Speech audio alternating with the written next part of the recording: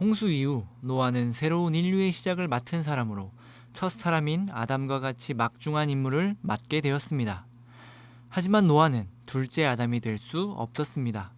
왜냐하면 인류의 희망처럼 보였던 노아와 그의 자녀들 역시 심판받아 마땅한 죄인이었음이 드러났기 때문입니다.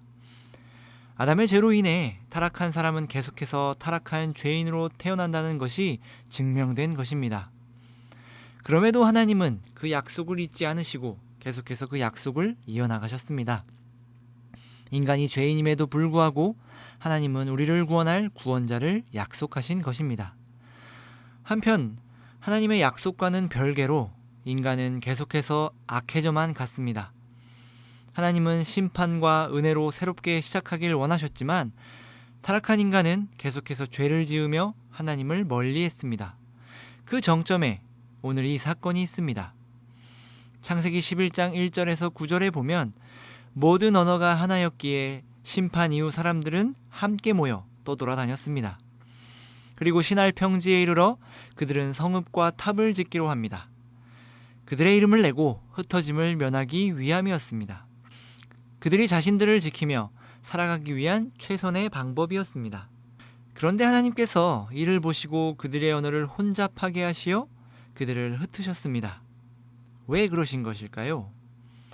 자신들을 지키며 안심하며 살기 위해 성과 탑을 짓는 것이 그렇게 큰 잘못인가요?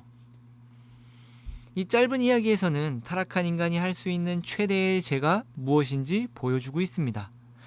그리고 인간이 아무리 최선을 다한다고 해도 그것이 악함을 보여줍니다.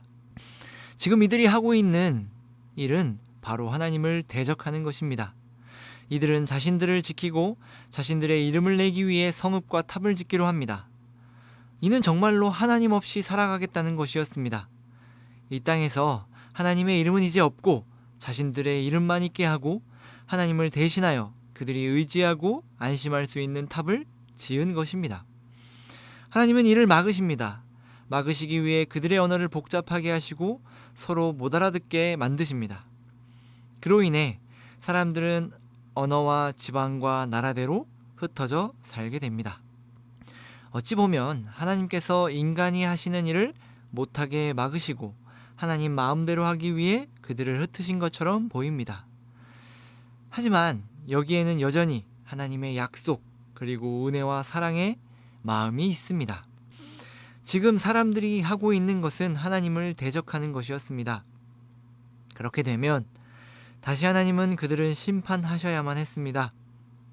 하지만 이미 홍수 이후 노아의 모습을 통해 타락한 인간에게는 희망이 없음을 보았습니다. 또 심판을 하더라도 타락한 인간은 계속해서 죄를 짓고 하나님을 대적할 것이니까요. 하나님은 다시 그 마음 아픈 심판을 하시지 않고 이들을 흩으신 것입니다.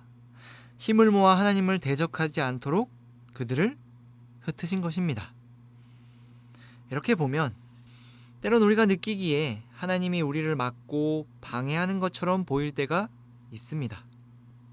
내가 어찌할 수 없는 상황 속에서 모든 길이 막힌 것처럼 보일 때가 있습니다. 하지만 하나님은 우리가 잘못되기를 원하시거나 하나님 마음대로 우리를 하고 싶으신 것이 아닙니다. 우리가 상황과 환경만을 바라본다면 하나님은 우리를 사랑하시는 분이 아닌 것처럼 느껴질 수도 있습니다. 그리고 인간이 만든 성읍과 탑과 같은 눈에 보이는 것을 의지하며 안심하기를 원한다면 우리는 무너질 것입니다. 그러나 우리가 하나님의 약속을 바라보고 그것을 의지한다면 모든 것이 하나님의 은혜요 하나님의 사랑임을 깨닫게 될 것입니다.